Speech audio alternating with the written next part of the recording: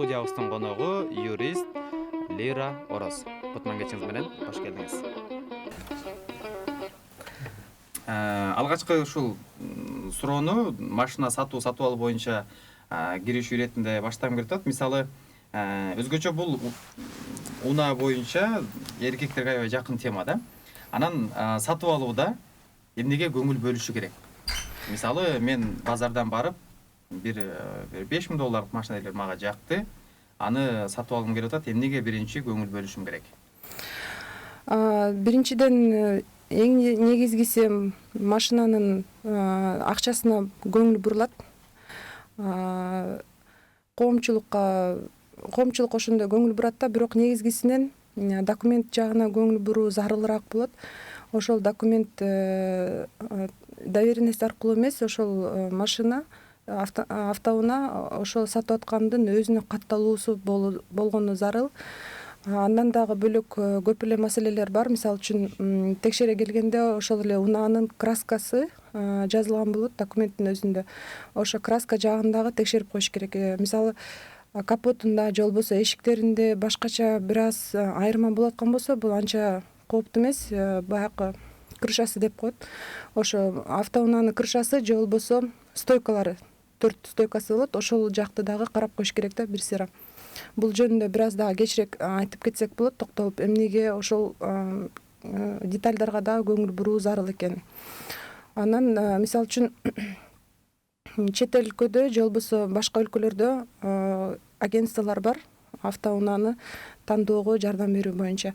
Ал эми биздин өлкөдө мага андай агентстволор тааныш эмес азырынча.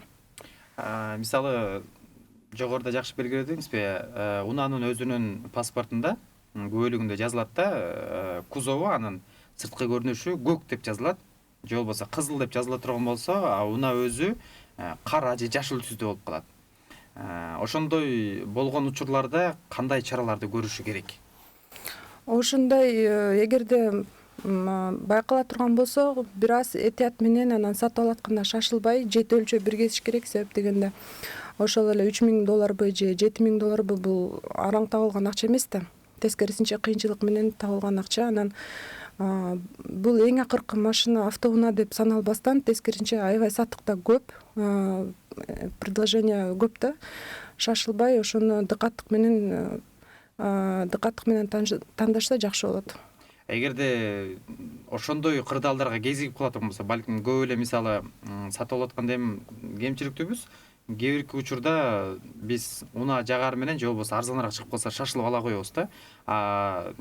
Паспорттагы өңү менен өзүндө келиш ушундай түсү боюнча, краскалар боюнча айырма чыга турган болсо, кандай маселелерге, проблемаларга тушугушу мүмкүн, кезигип калышы мүмкүн? Мисалы, бизде бир 10 жыл мурун аябай көп болгон машинаны урдап кетүү, айдап кетүү же болбосо детальдарын урдап кетишкен, дөңгөлөк же эшиктерин же башка баягы аңдыган уура алтынат дегендей, көзөмөлсүз калган машинаны 3 күнбү, 1 жумабы калганда стоянкадан көп ошондой фактылар катталган да. Азыркы учурда азайып калды. Бирок азыркы күнү деле мисалы үчүн Honda Fit же болбосо Toyota East же башка ушул сыяктуу мындай капчыкка бюджетный келген автоунaalар спрос менен колдонулат да. Эмеси дагы арзаныраак болот да, автозапчасттары дагы. Ошол себептен ошол машиналар, кайсы машина ходовой болгон болсо, ошол машинаны урдап кетиши ыктымал, жана ошол машинаны запчастьке өткөрүшү мүмкүн да. Ошондуктан документте эгерде түсү башкача, анан реалдуулукта башкача болуп аткан болсо, дал келбей аткан болсо, анда жакшылап мындай шашылбастан текшерүү зарыл. Же болбосо бир эле өң жазылып турат документацияда. Анан өзүндө деле ошол өң болуп турат, мисалы үчүн ак же болбосо кара депчи. Бирок цветовой гаммада да бир аз эмелери бар да. Айырма берет. 50 оттенков черного дегендей баары айырмачылыгы болот да. Ошондо абайлап туруш керек. Себеп дегенде, эми дагы ачыктай кетейин жообумду. Себеп дегенде,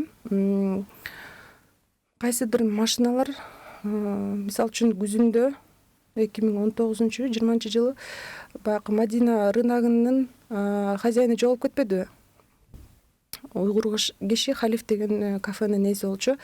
Анан Нарын аймагында табылды. Машинасын кызылбы башка өңгө боеп туруп анан сатып ишкен да.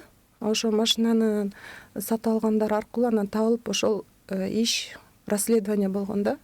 Ошол себептен башка өңгө боелгон машинаны же болбосо разница болуп аткан болсо бул жерде мындай таза эмес болгон болот да. Же урдалган же болбосо андан дагы жаман иштер болгон болушу мүмкүн ал машина менен. Түшүнүктүү. Мисалы уурдалган же залогдо коюлган болсо, мисалы күрөөгө деп коебуз кыргызчасы, күрөөгө коюлган машиналардын маселелерин кантип чечебиз биз? Же болбосо ошондой машиналарды алып сатып албашыбыз үчүн кандай даярдыктарды кайсы жактардан билсек болот? Эгерде күрөөгө коюлган болсо, ал машинаны сөпсүз дегенде кайра эмеден алыш керек болгон болот. Азыр терминди унутуп атам да. Кайра аны бир гана сот аткаруучулар чечет, сот аркылуу чечилет. Эмени тил менен унутуп атам да ошол терминди. Бир аз эстегенде айтайын. Ансыз машинаны сатып алган мүмкүн эмес. Фактически сатып алат адам, бирок юридически ага катталбагандан кийин баягы ошол арест деп именно арест коюлган, баягы баары бир башка адамга катталуу да ал машина. Анан арести чечилсе дагы чечилбеген күнү дагы ким канча жашайт, тагдырды эч ким билбейт да. Ошол себептен акчаны санап берген күнү дагы ал машинанын ээси болуп саналбайт да. Баары бир ошол киши азыр эми ар кимдин ыйманы ар кандай деңгээлде болуп атпайбы? Ал киши деген акчаны алып кайра алган жокмунга дагы чыгып коюшу мүмкүн да. Ошол эле жакын тааныш болуп аткан болгон болсо дагы кооптуу да. Ошон үчүн таза машинага көңүл буруп, шашпай алган жакшы. Жана айтпадыңызбы, мисалы документтерге өзгөчө көңүл бөлүш керек депчи. Бирок азыр биз ишеним кат деп коебуз, доверенность менен, доверенность менен биринен экинчисине жанагы генеральный деп дагы болуп атат. Ар кандай жолдор аркылуу биринен бирине өтүп атат. Анан ушундай жолдор аркылуу сатып алгандан кийин аларга мисалы ошол машинага канчалык пайыз ээлик кылуу гарантиясы бар? Кайра ошол саткан киши же доверенностьтун буагы бүтүп калгандан кийин кандай чараларды көрүш керек? Сатып алган киши.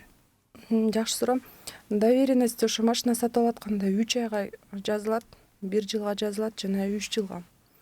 Баалары да ар кандай. Мисалы 3 айга жазылганда эми бул нотариустун жумушу да 700 сом болот, 1000 сом болот, 1 жылга берилген доверенность, анан 3 жылга берилгени 1200 болот болуш керек. Бул жеке нотариустун баалары.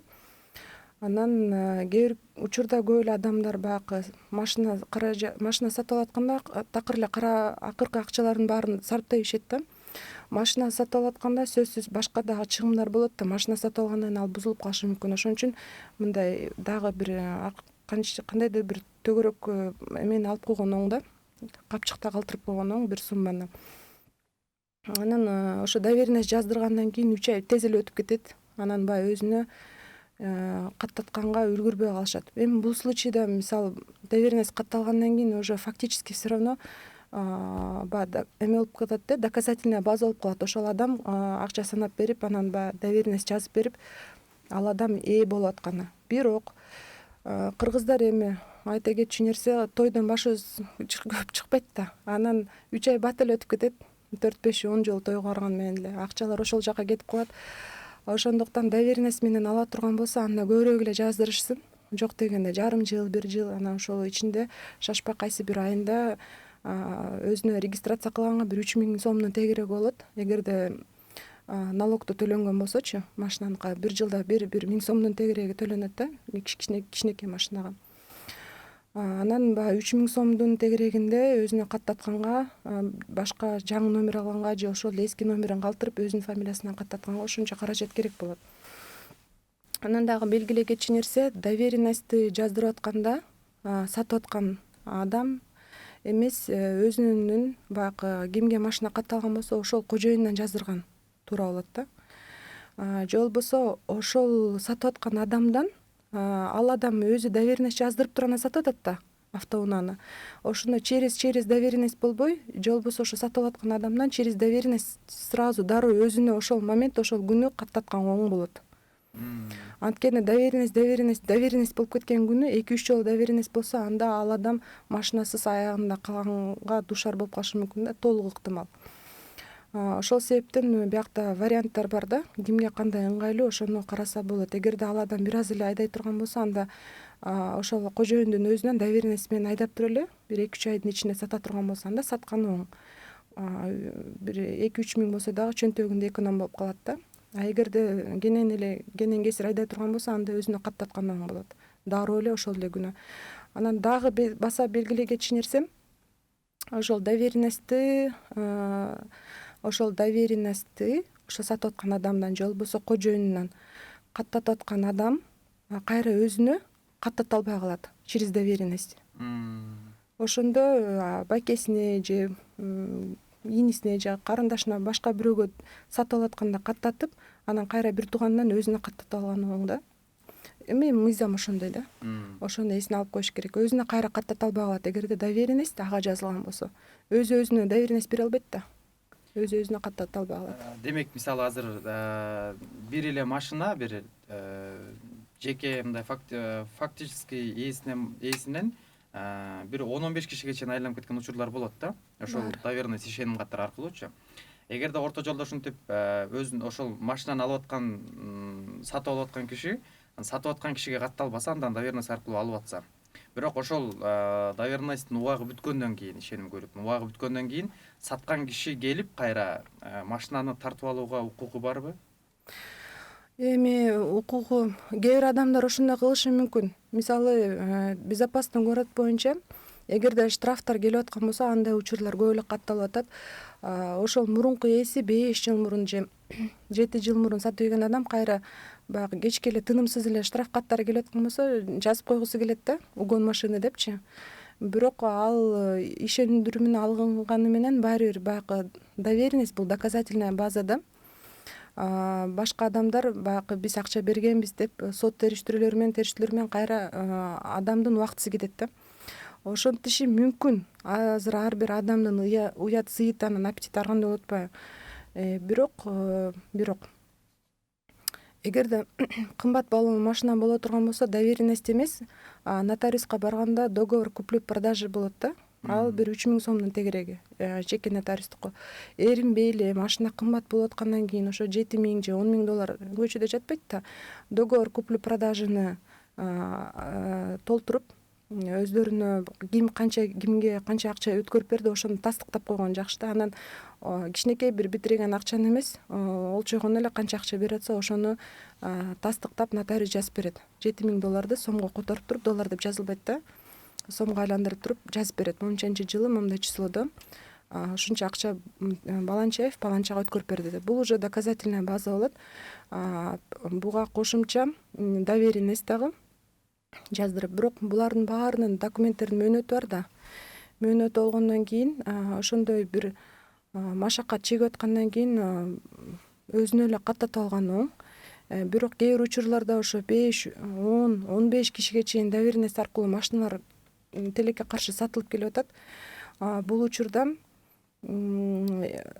мөөнөттөрү өтүп кеткен болот, ортодогу адамдардын баарыныкы. Ошондо эң биринчи машина кимге катталган болсо, эң биринчи эмес, ошо доверенность менен сатылгандагы эң акыркы адамды да айтып атам да, көңүлгө алып.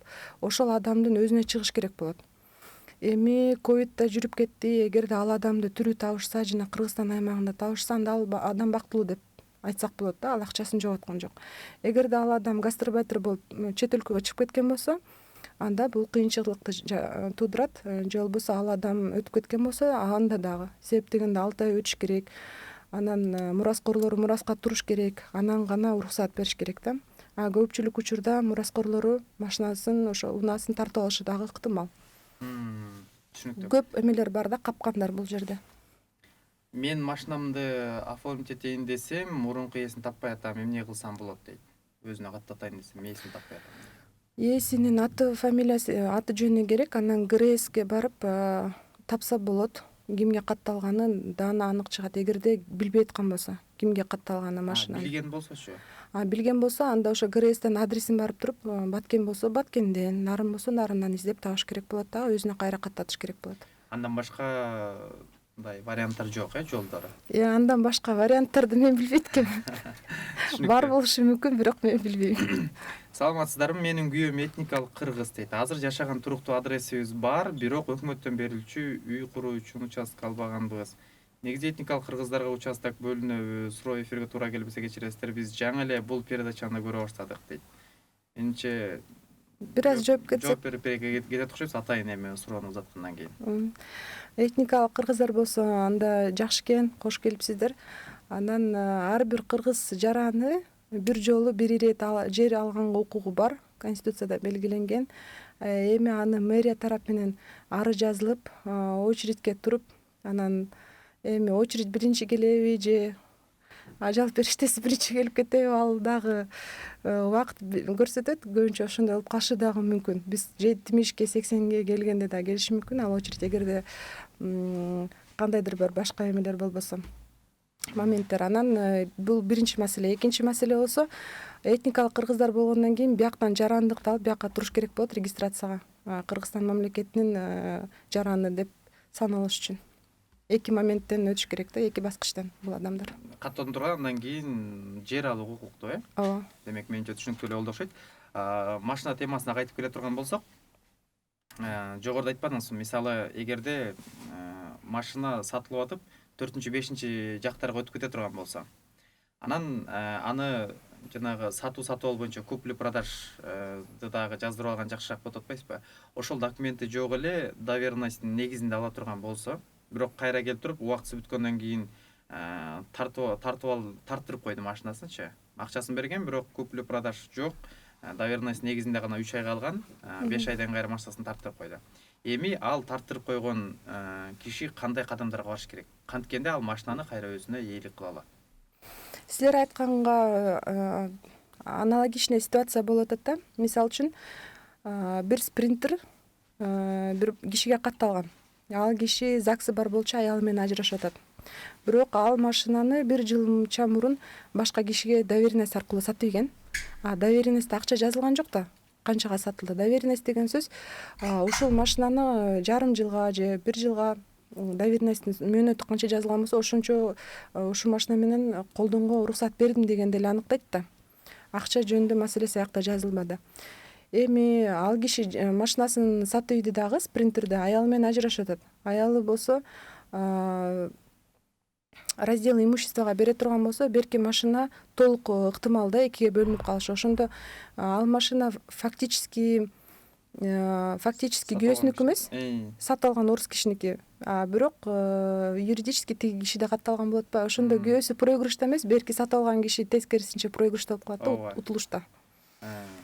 Демек ал кезде эч кандай жардам бере албайт.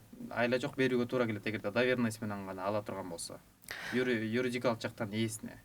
Эми биякта мындай да, сот отурумунда ким өзүнүкүн туура экенин тастыктай алса, ошондо утулуш болот да. Сотко жардам бериш керек да, сот дагы чечим чыгарарда эмелерди, доказательстволорду, анан кийин күбөлөрдү угуш керек. Ошонун негизинде болот да. Анан кимиси шамдагайраак элпек болсо, сотко жакшы базаларды алып келип далилдеп берген болсо, ошондо чечилип калат да бул жерде. Эгерде машина катталган киши күбөлүктө жазылып жүргөн ээси каза болуп кала турган болсо, машина 5-6-10 жакка өтүп кете турган болсо, аны өзүнө кандай кылганда каттата алат? Доверенность негизинде гана биринен бирине өтүп кете бере турган болсо. Так, жакшы суроо. Анда деген баягы каза болуп кеткен кишинин мураскорлоруна чыгыш керек болот. Алар мураска туруу күбөлүгүнүн негизинде ошол машинанын кожоюну жок, биз мураскерибиз, көп үлүшү меники же мен жалгыз мураскеримин деп ошо күбөлүктүн негизинде кайра ошо сатып алган адамга өткөрүп берет. Бул машакаттуу, убакытты талап кылган эме болуп калат да, процедура. Жок дегенде жарым жыл талап керек болот мураска туруп, анан документти өткөрүп бериш үчүн. Түшүнүктүү. Россиядан келген машина алгам, алып келген бала 2 жылдан бери жок, Россияга кетип дайынсыз, кантип регистрация кылса болот дейт? Бул жагы плюс жагы, минус жагы да бар экен бул суроонун. Плюс жагы эмне десе, коопсуз шаарындан, долбоорундан камераларга түшпөйт, эгерде номерлери Россияныкы болгон болсо. Ал эми каттоо жагынан ал адамдан сатып алгандыгы тууралуу доверенность бир кайсы документ боло турган болсо, ал жаран өзү биякта эмес болгон болсо, анда эч ким талашпайт да. Анда мен түшүнүп атам, ал киши сатыш үчүн өзүнө каттатып же кандайдыр бир документтин негизинде издеп атат да, ошол жаранды. ооба. Анда ал адамды Россия аркылуу посольство аркылуу таап, байланыш түзүп, ал жактан эме деп коет, апостилирование. Тиги жаран Россиядан кайра доверенность ошол эле апостилирование деп коет. Орус тилинде бияка жөнөтөт ишеним катты. Ошо ишеним кат менен анан кайра өзүнө оформление кылса болот. Ошонун негизинде каттатып алат, Бул дагы машакат да, бул дагы акчаны талап кылат. Адам өзү баягы бир аз кайдыгерлиги менен көп өзүнө эмелерди түзүп алат да, түйшүктөрдү. Түшүнүктүү. Анан дагы бир кызыктуу жагдайлар да кездешип калат. Мисалы, машина саткан киши ээсинен гана сатып алдык дейли. Бирок өзүбүзгө каттат эле, адам сатып алган киши өзүнө каттат элек. Ал доверенностьтин негизинде гана сатты, 3 айлык доверенностьтин. Каттатканга чейин киши каза болуп калды. Бирок мураскорлору жок артында. Эч бир мураскор жок деле. Андай жагдайда эмне болот? Андай жакта көөлөрдү тартып, көөлөрдү келтирип, машинаны өзүнө каттатыш керек болот. Эгерде кайдыгер жүрө берген болсо, мураскору жок адамдын мурастары калганда мамлекетке өтүп кетет. Жер маселеси, недвижимое имущество и построение ошондой да. Машина движимое имущество ал дагы ошондой болсо керек. Түшүнүктүү. Саламатсыздарбы? Б категориясынын мыйзам боюнча канча сомго алынат дейт? Б категориясы мен качан 2012 окусам керек эле. 1000 канча төлөдүм эле? 1000 сом, 1200 ошонун тегереги болчу. Бирок ал 9 жыл мурун болчу. Азыр сураштырып көрүш керек экен канча турарын. Болжолдо ошонун тегерегинде бир аз өскөн болушу мүмкүн. 1,5 болушу мүмкүн. Саламатсызбы? Мен машина алганмын, документи менен өңү туура келбей атат. Эмне кылсам болот дейт? Эми сатып алатканда жакшыраак көңүл бурушса болмок. Эми өңү келбей аткандан кийин жакпаса сатып ийсе болот. Өзү сатып алганда бул киши кайра сатып ийсе болот. Анан өзү өңү дал келбей атса, боеш үчүн анда ГРС аркылуу мындай кандайдыр бир документтер керек экен. Ал жагын азырынча өздөштүрө элекмин. Мисалы үчүн документте жашыл деп жазылып турат, машинасы кызыл. Ооба. Анда жашылга боеш үчүн баягы кайра ГРСтен барып бир нече справкаларды өткөрүп, арыз жазып, ошонун негизинде болот го деп ойлоп атам да азыр. Уруксат кагазын негизинде. Уруксат кагазынын негизинде сөзсүз. Өз билемдикке салган болбойт. Түшүнүктүү.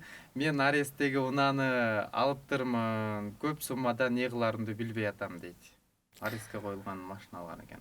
Арестте болгон болсо, анда арестте акча карызы барлардыкы, алимент карызы барлардыкы, банктарга карызы барлардыкы ошондо арестке коюлат, же болбосо талаш мүлктүкү, баягы раздел имущества ажырашып атышканда. Ошол арестти кайра чечиш керек баягы. Кимден сатып алган болсо, ошол адамга кайрылып бул мүшкүлдүктү чогуу чечиш керек болот да. Себеп дегенде бул жаран сатып алды, анан бул кишинин карызынын негизинде эмес да. Сатып алган адам жооптуу болуп, ошол жоопкерчиликти мойну менен тартып бүтүрүп, документти таза алып өткөрүп бериш керек бул адамга. Демек, мыйзамдуу жактан эгерде кайрыла турган болсо, кайра машинаны албай турган болсо, ошончо төлөнгөн сумманы кайтарып алууга мүмкүнчүлүк бар да, сот аркылуу кайрыла турган болсо. Сот аркылуу аресттен да чечиш керек болот. Жана эгерде машинадан баш тартса дагы сот аркылуу, сот отурум аркылуу бир гана. Түшүнүктүү. Балам Россияда туулуп, гражданство басылган, Кыргызстандын паспортун алалы десек, Россиянын паспортун алып кел, андан кийин беребиз деп жатышат. Ата-энесинин Кыргыз Республикасынын паспорттору бар дейт. Россиядан 16 жыл мурун келгенбиз. Менин түшүнүгүмдө алар азыр бул жерде жашап атат, Россия аймагында эмес. Так, эгерде алар тиякта болгон болсо, посольство аркылуу болмок. Эгерде алар биякта болсо, анда эки номер болуп калат ба ННН. Анда биринчи НННди арыз негизинде жокко чыгарып туруп, анан бул жерден күбөлүк алган туура болот. Кийин паспорт, себеби ата-энеси Кыргызстандын жарандары болот ба, балгада автоматически Россиядагы күбөлүктү жокко чыгаргандан кийин бияктан алганга толук шарт мүмкүнчүлүк түзүлөт.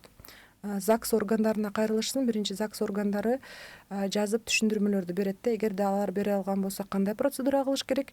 пункттар менен жазып белгилеп берет да. Эгерде жардам бериш албаса, анда сотко чейин өндүрүштү өттүңөр, эми сотко кайрылгыла деп жооп беришет. Өздөрү баягы өздөрү турган райондун ЗАГСына кайрылыш керек болот да. Анан очередьсиз эле, себеп дегенде ЦОН ошо ЗАГСтар аябай деген очередь болот. Бул жерде ошол ЗАГСка очередь анчалык болбойт. Ошо кароолчуга же болбосо кабылдамада отургандарга түшүндүрүп, мен ЗАГСка деп туруп, же болбосо ошондо чекти алып аты кирип кеткенге мүмкүнчүлүк бар да. ЗАГСка адамдар азыраак барат.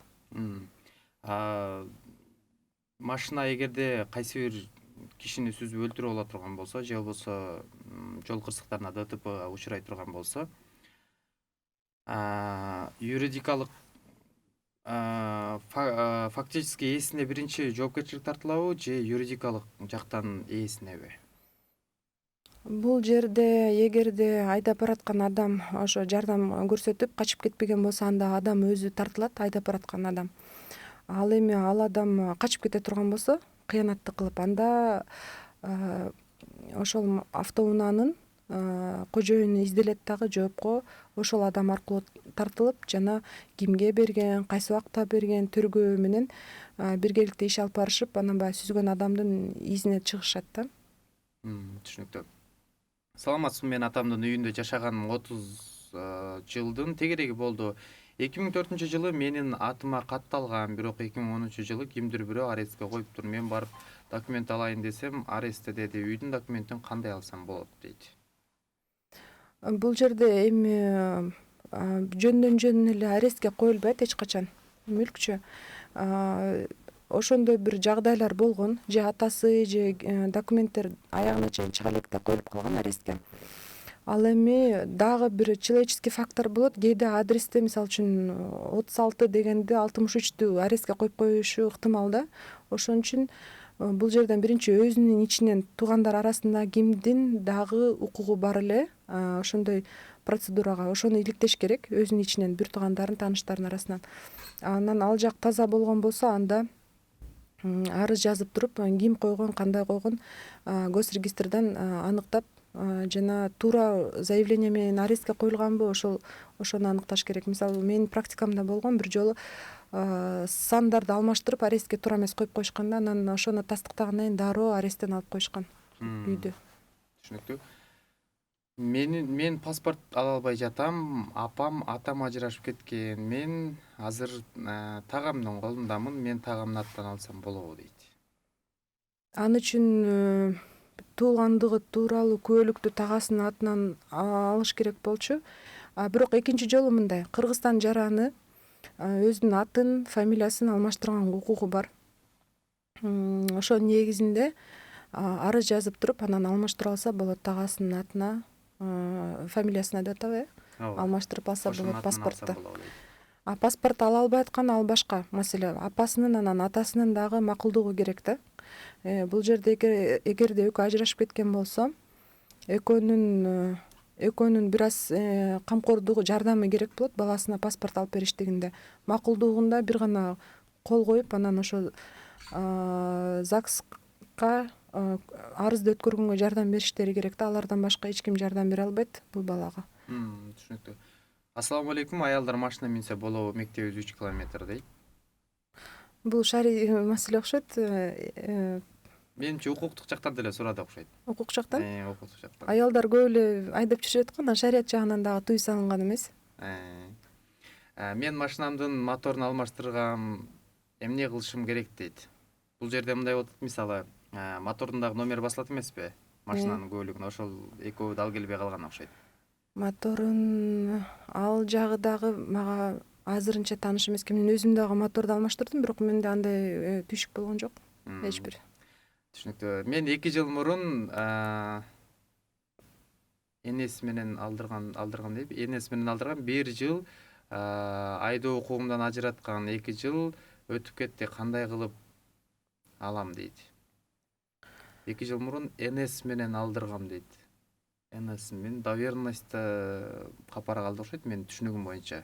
Кодекс о проступках бир нерсе кылып алган окшойт да, анан 1 жыл мөөнөтүнө ажыратылган. Эгерде ошол канча 1 жылга ажыратылган деген документ бар да колунда, эгерде сроки уже бүткөн болсо мөөнөтү, анда ГРСке барып арыз негизинде тастыктап кайра өзүнө көйлөгүн эме кыла аласың да, действенный кылыпчы, иштей тургандай кылып.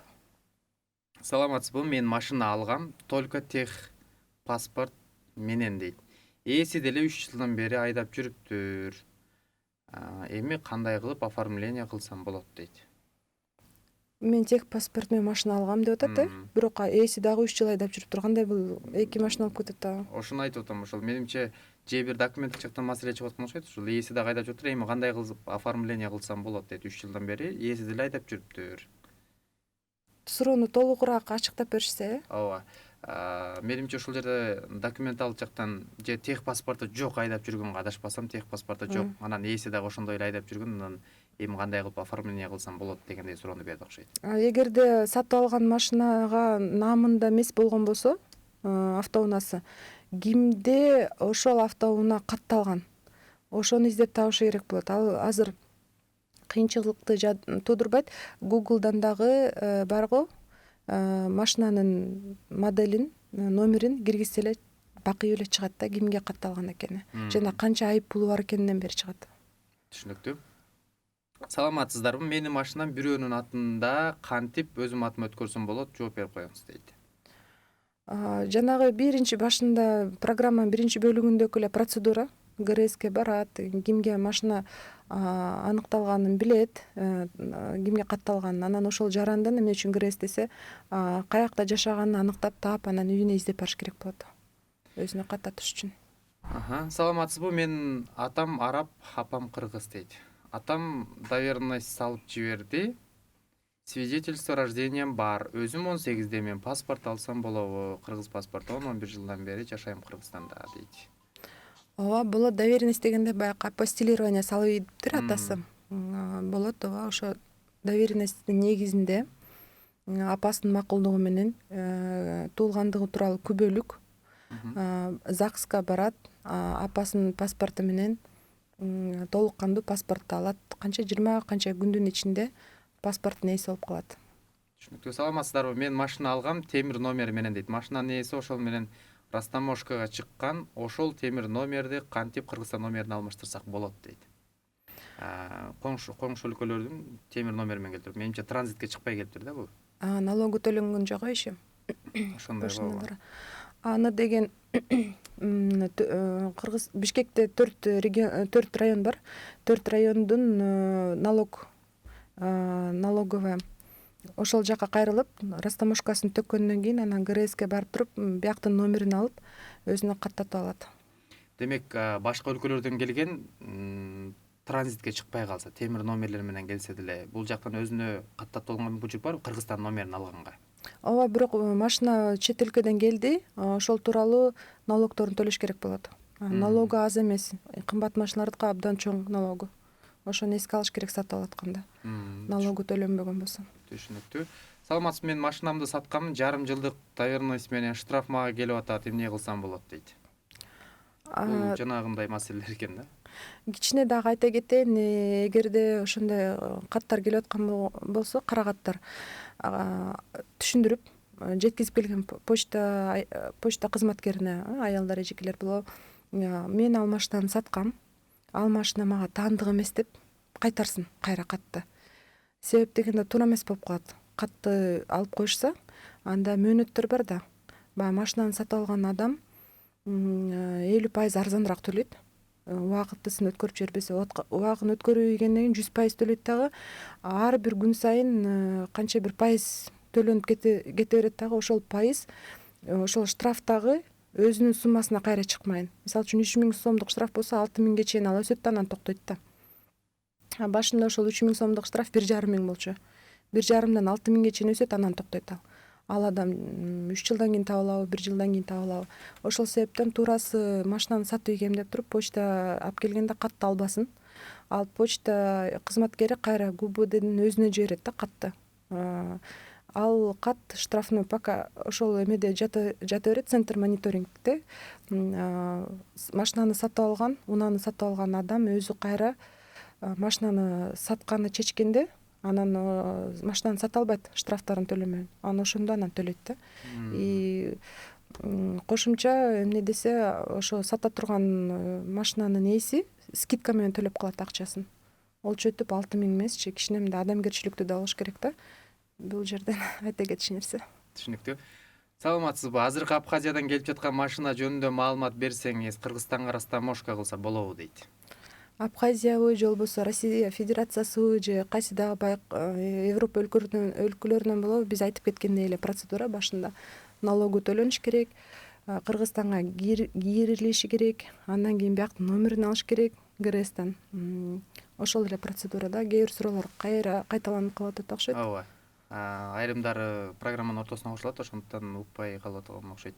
Саламатсызбы? Унаанын үстүнө багаж орнотсом, заводский разрешение керекпи дейт. Ал жагындагы ГАИге арыз жазып туруп, же болбосо ГРСтин өзүнө жазыш керек. Аны дагы мен өзүм койбогондуктан аны дагы азырынча өздөштүрө элек экен. Бирок ошол эки жак жооп берет да, кандай процедура менен кылса болор экен. Саламатсыздарбы? Бир топ жыл мурун машинам сатылган. Азыркы убакытка чейин штраф келе берет. Кандай кылсак болот? Суроо кайталанып калса кечиресиздер, каналга жаңы эле көрдүк дейт. Почта кызматкери ошо кара кагазды алып келсе, албаңыздар, мен машинаны сатып ийгем деп түшүндүрүңүздөр. Күн сайын келсе же ай сайын келсе дагы ошол эле маселени түшүндүрүп коюңуздар. Анан ал адам өзү машинаны кайра сатып атканда өзү ошо центр мониторингке барып, номерлерин алып, штрафной постановленияларын төлөйт да, штраф кагаздарын. Менин правам бар, күйөөм менен балам айдоого уруксат бербейт, эмне кылсам болот дейт. Урматтуу атакеси, уруксат берип коюңуздар, себеп дегенде азыркы кырдаалга байланыштуу COVID-19 коркунучу жана жумуштар бүтүшүндүгүндө аябай көп кыйынчылыктар бар. Ошонун себептен ыкчам жашоо сүрүшүңөр үчүн апаңыздарга, аялыңыздарга уруксат берип коюңуздар. Суранабыз баарыбыздын атыбыздан. Рахмат. Саламатсызбы? Мен правамды жоготконыма 1 жыл болду. Кантип алсам болот? Көөлүгү бар, канча күндө бүтүп келет дейт. Сиз ошол авто мектепти окуп бүтүп атканда сизге күбөлүк берилген да, мындай картон болот. Ошонун негизинде ошону жоготпоңуздар белгиленгенче моментанан паспортуңузду бересиз дагы кайра эле ошол туңгуч жактагы атын унутуп атам. Элди каттоо жерби? Аюгрант. Аюгрант. Ошол жерден кайра барып праваңызды восстановление кылып алсаңыз болот. Мен да машина алгам, Россиянын номери, учеттон чыккан номер дейт. Транзит ошону кантип өзүмө которсом болот? Машина Россиядан келгенине 3 жыл болду дейт. Номери ошондо Россияныкы да азырынча. Россияныкы транзит номер экен. 4-3 жолу жооп берип атасызга, кайра эле жооп берип кое берелик. Биринчи ошол машинанын налогун төлөш керек болот. 3 жылдан бери айдалып аткан болсо, демек бул өтө кымбат машиналардан эмес, бюджет мындай машиналардан налогу өтө деле көп болуп кетпейт. Налогун төлөш керек биринчи, андан кийин ГРСтен өзүнүн паспорту менен баары өзүнө каттатканга мүмкүнчүлүгү пайда болот. Мурунку ээси эмес, доверенность менен айдап жүрүптүр. Доверенность бүткөн 3 жыл болуптур дейт. Айдап жүрүп 3 жыл болуптур, ошондон бери айдап жүрүптүр. Мен сатып алдым, тех паспорту менен, эми кандай кылып өзүмө каттатам дейт. Көпчүлүк учурда мен түшүнгөнгө аракет кылып атам, себеп дегенде ошондой бир аз документи ызычыраак же болбосо мурунку кожоюнун тапканга кичине бир кыйынчылыктар туудуруп атканда машинанын баасы кыйла эме болот да, сиңимдүү жана мындай кызыктыра тургандай. Ошол себептен эгерде силер биринчи ошол машинанын ээсин тапканга көзүңөр жетип анык болуп аткан болсо, анан алганыңар жакшыраак да. 3 күн болобу же 1 жума болобу, ошону иликтеп тапканга аракет кылып туруп. Эми Бишкек Кыргызстан кичинекей, дүйнө жүзү деле кичинекей эле да, бат эле тапса болот тааныштар аркылуу. Саламатсызбы? Машинага мигалка койсо болобу дейт. Жок, аны койгонго уруксат эмес. Анда бүт эле скорыйна, бүт эле милиция болуп калбайбы жолдун баары. Саламатсыздарбы? Биз машинаны саталы десек 2013 жылы арестке кирип калган экен. Аны кандай кылсак болот? Машинаны бизге сот алимент эсебинде алып берген мурунку ээси өз дарегинен көчүп кетиптир. Эми эмне кылсак болот дейт. Алимент катарында ыйгарылган болсо, анда демек бул мурунку жолдошу же күйөө баласы же бир жакын тууган тааныштарынан эле болот. Бөтөн эле адам эмес, таап тааныштар аркылуу же ГРСтен кайсы жерде кайсы аймакта тургандыгы тууралуу аныктап туруп, анан эмеден чыгарыш керек болот. Аресттен чыгармайын машинаны сатуу мүмкүн эмес. Түшүнүктүү. Дагы бир өтө кызыктуу суроо келди. Бул дагы турмушта көбүрөөк кездешет да. Менин машинамдын техпаспортун дейт, гаилер алып жоготкон дейт. Эми кантип алсам болот? 2 жыл болуп жатат уже дейт. Ошол эле учурда превышение должностного полномочий деп гаилердин үстүнөн жазыш керек болчу. Анан гаилер өздөрү таап бермек, жасап бермек, чыгымдарын да төлөп бермек. Эми 2 жыл өтүп кетиптир. 2 жыл өтүп кеткенден кийин машина өзүнө катталган болсо, ГРСтин базасы бул эме да, архив. Кайра паспорт менен барса, эгерде машина өзүнө чындап эле катталган болсо, анда кайра восстановить эткенге толук мүмкүнчүлүк бар. Демек арыз менен кайрылыш керек. Себеп дегенде биякта суроолор болуп атат да. Айтып бергенде баягы сөздү коздоп башкача айтылып калышы мүмкүн да, же бир детальдер важный калып калышы мүмкүн. Ошон үчүн сөз бир момент, баягы документтерди карап туруп, документке иштеп, документке карап туруп иш кылган, жооп берген бул башкача да. Бирок налогун төлөп жүрөбүз дейт. Ысык Көл облусунда кайсыл жерге кайрылсак болот? Договор купли-продажа транспортного средства ушул документ менен келген дейт. Менимче жогорудагы арестке коюлган же болбосо ушул сыяктуу бир суроолордун уландысы окшойт. Мен мындай түшүндүм, договор купли-продажа менен алынган болсо машина, бирок өздөрүнө каттай элек да, жетишпей калышкан. Анан биз налогду төлөп жүрөбүз деп атат. Налогду төлөгөн тууралуу кагазды жоготпош керек.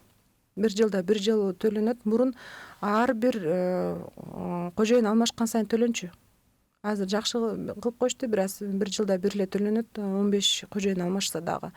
Анан договор купли-продажанын негизинде Ысык Көл аймагында ошо ГРС болот, ошол жакка барып каттатышсын. Анан арыз жазгандан коркпош керек жарандар. Арыз жазып туруп бере бериш керек прокуратурага деле, ГРСке деле. Алар өздөрү үйрөтөт да, эмне кылыш керек экенин пошагово.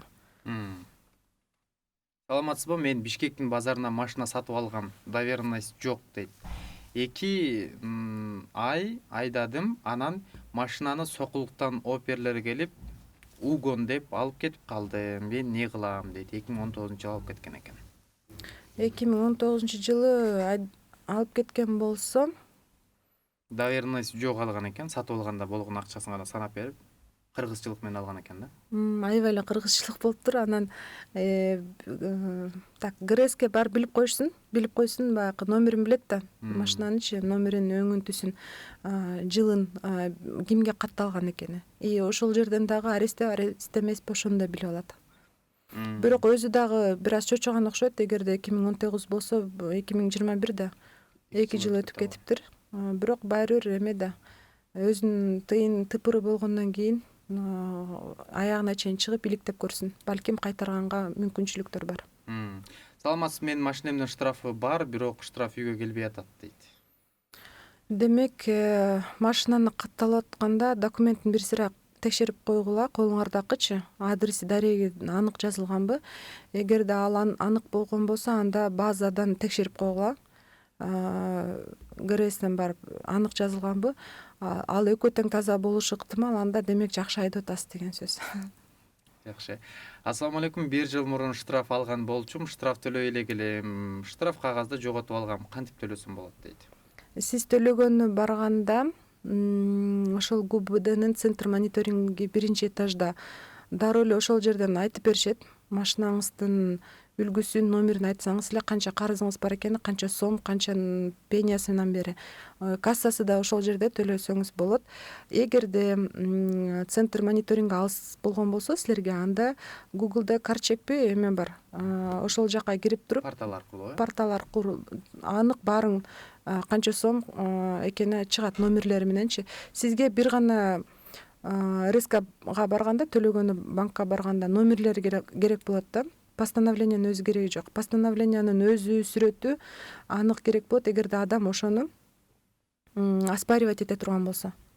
Ошол центр мониторингдин юристтери менен же болбосо досудебный процессти өткөндөн кийин сотто териштирүү үчүн анан керек болот да постановлениянын өзүчү. Ксерокопиясы дейин да. Саламатсыздар, менин машинам бирөөнүн атында, кантип өзүм атым өткөрсөм болот? Жооп берип коюңуз. Саламатсызбы? Доверенности жок, машинаны сатып алса болобу дейт. Доверенности жок, сатып алса болот, бирок өзүңүзгө бир аз кыйын болот, анан кыйынатчылык болот. Анан биринчи суроосу кандай болду? Мен өзүмө кантип каттатсам болот машинамды дейт. Эгерде ошол кожоюнун табышыңыз керек болот. Сөзсүз дегенде ошол адам анан каттап берет да. Акыркы суроону кыскачараак окуй кетели. Саламатсыздар, менин машинамдын айниктери тонировка, заводский не кылсам болот дейт. Заводской болсо, эгерде анык болгон болсо, анда айникти сындырып салмак беле. Эгерде чапталган болсо, анда алдыңкы терезесиникин жуулуп алып койгон оң болот да. Машина алсак доверенность койсо алыш керекпи же кереги жокпу дейт. Машина алып аткан болсоңор, эгерде кыска мөөнөткө алсаңар мейли, эми доверенность менен алгыла. Эгерде узак мөөнөткө ала турган болсоңор, өзүңөр эле каттатып алганыңар оң. Түшүнүктүү, чоң рахмат. Урматтуу теле-көрүүчүлөр, эгерде кайсы бир суроолорго жооп алууга жетишпей калган болсо кечирим сурайбыз. Дайым ишемби күнү 6-күнү кечки саат 7-ден 8:00-га чейин укук телепрограммасын көрсөңүздөр болот. Мына ошол жерде биз юристтер менен биргеликте сиздердин кызыккан суроолоруңуздарга жана түшүнбөй жаткан маселелерди адистин өзүнөн жооп алууга аракет кылабыз. Бүгүн машина сатып алуу боюнча кеп козгодук.